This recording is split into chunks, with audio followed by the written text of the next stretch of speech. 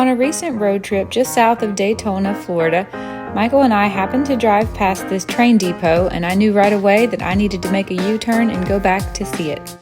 This is the Port Orange, Florida East Coast Railway Freight Depot, and it's located at 415 Herbert Street in Port Orange.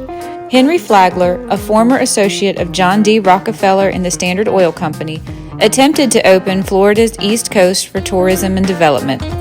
Flagler assembled several short-line railroads, consolidated them under the East Coast Line system, and then renamed the company the Florida East Coast Railway in 1895. The station was originally constructed as two buildings in 1894 and was part of the Florida East Coast Railway.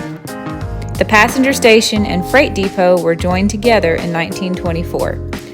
Passenger service was discontinued in 1932, and the passenger door, windows, and a dock across the northern gable were removed from the northern portion of the depot in 1938. After facing demolition in 1966, the building was moved 500 feet directly north along the railroad track from its original location.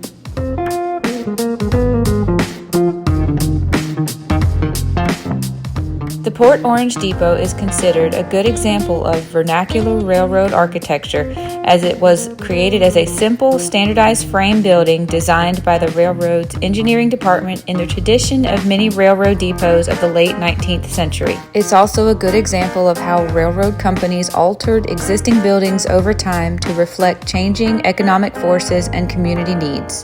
The depot was placed on the U.S. National Register of Historic Places on February 5, 1998. Along with a few other laborer colleges in Maytown and New Smyrna Beach, the Port Orange Depot is the only FEC resource left standing in the country.